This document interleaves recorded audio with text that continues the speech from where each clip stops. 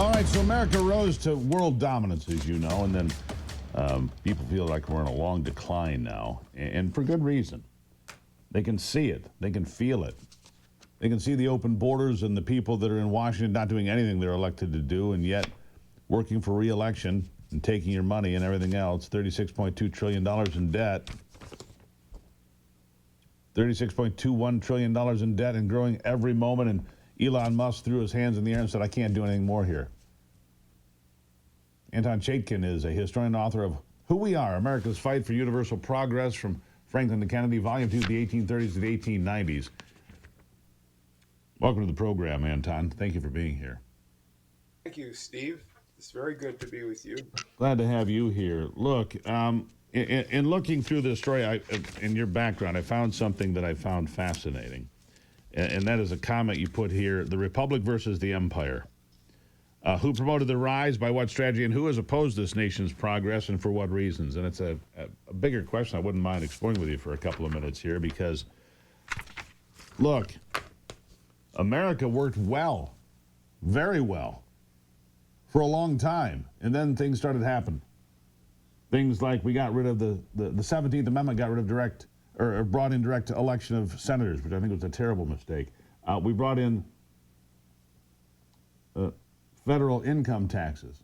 We brought in a national a bank, the Fed. Both those things happened in 1913, all around the same time.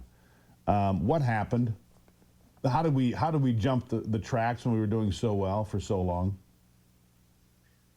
Well, I think what Donald Trump was running on in 2016, two things that panicked the unelected globalists that have been dominating our country. First of all, to stop the wars, which generate chaos. They need the chaos to stay in power.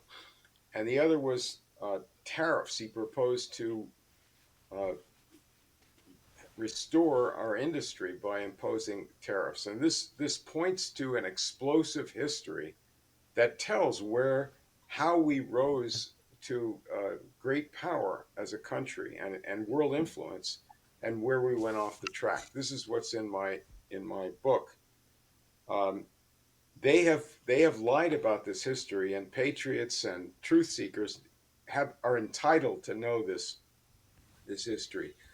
After the assassinations of the 1960s, the globalists took down American industry, and they substituted the imperial system, now called the globalist system, of cheap labor and constant war.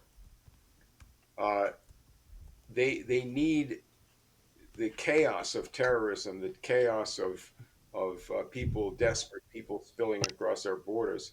But what we need, and what made us successful, was the economic nationalism. Lincoln was an economic nationalist. This was headquartered in Philadelphia, led by Lincoln's economic advisor, Henry Carey. And Lincoln put through a number of programs. First of all, high tariffs to protect the new industries, credit and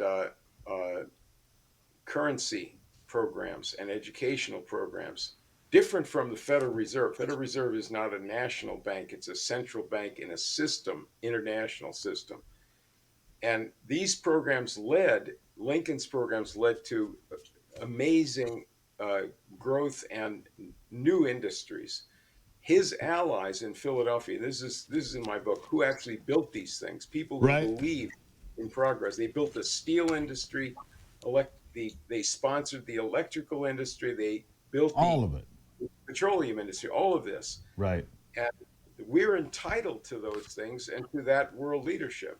That's a way of life. And the people in our best leaders' estimation, the people are entitled to have a government that promotes their own interests and their own progress. That would be nice.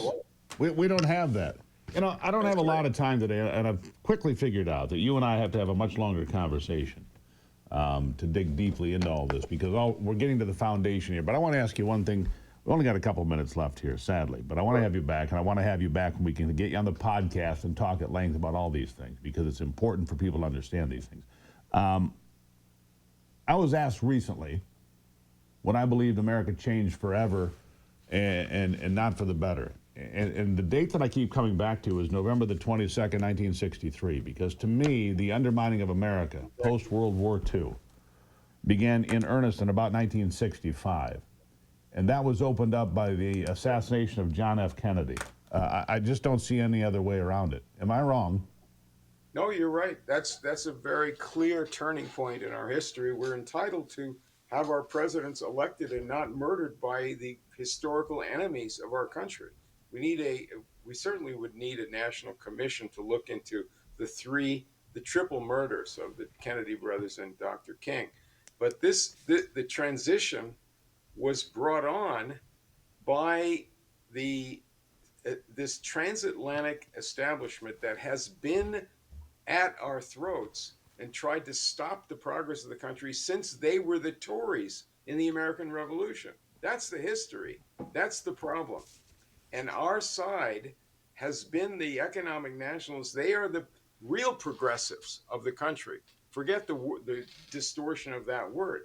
Right. So what Trump is pointing to, I don't know that he's accomplished it, but the idea and the movement of people with demanding the right to progress would also say that every other country has that same right.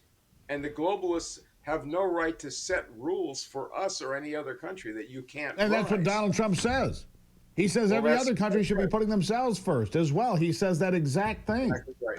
And that's what we helped Germany, Japan, and Russia to rise to an industrial power.